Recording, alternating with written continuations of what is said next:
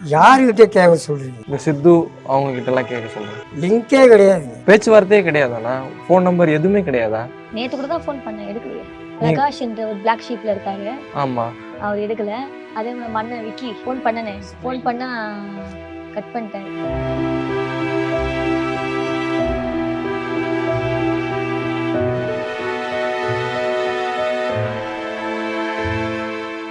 உடல்நிலை சரியில்லாத தன்னை விஜய் சித்து கண்டுகொள்ளவே இல்லை என மிகுந்த வருத்தத்துடன் பேட்டியளித்த பிஜிலி ரமேஷ்காக விஜய் சித்து செய்த செயல் நெகிழ்ச்சியை ஏற்படுத்தியுள்ளது. யாருக்கிட்டே கேட்க சொல்றீங்க? இந்த சித்து அவங்க கிட்ட எல்லாம் கேட்க சொல்றேன். லிங்கே கிடையாதுங்க. பேச்சுவார்த்தையே கிடையாதாண்ணா?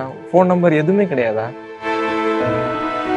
எந்த குடிப்பழக்கத்தினால் உச்சத்திற்கு சென்றாரோ அதே குடிப்பழக்கத்தில் உடல்நிலை சரியில்லாமல் வீட்டிலேயே படுத்த படுக்கையாக முடங்கியுள்ள பிஜிலி ரமேஷ் உதவி கோரி விஜய் சித்துவிற்கு போன் கால் செய்தால் அட்டன் செய்ய மறுக்கிறார் என பேட்டியளித்திருந்தார். இந்த நிலையில் பிஜிலி ரமேஷின் நிலையை அறிந்த விஜய் சித்து உடனடியாக அவரை நேரில் பார்த்து உடல்நலம் விசாரித்துள்ளார். விஜய் சித்து சந்தித்தது தொடர்பாக பிஜிலி ரமேஷின் மனைவி நமது சேனலுக்கு அனுப்பிய ஆடியோ பதிவில் விஜய் சித்து தென்கொரியாவில் இருந்து பிஜிலி ரமேஷை பார்ப்பதற்காகவே வந்ததாகவும் உடல்நலம் தேறியவுடன் அலுவலகத்திற்கு வாருங்கள் என சித்து அழைத்ததாக அவர் தெரிவித்துள்ளார்.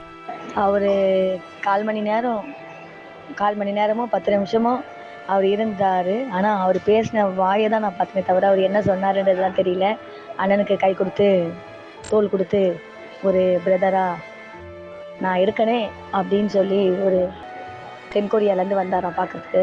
எல்லோரும் வீடியோலாம் போடுறதுலாம் பொய்யா உண்மையான்ட்டு நேர்லேயே வந்து பார்த்துட்டு போயிடலாம் அப்படின்னு சொல்லிட்டு வந்தார். காலையில் எனக்கு ஃப்ளைட்னா உங்களை பார்த்துட்டு போகிறதுக்காக வந்தால் நீங்கள் நல்லா திரும்பி வருவீங்க, வந்து ஆஃபீஸுக்கு வாங்க, உங்களுக்கு என்னென்ன தேவையோ நான் செய்கிறேன் அப்படின்னு சொல்லிட்டு ஒரு உறுதிமொழி அவர் கொடுத்துட்டு போயிருக்கார்.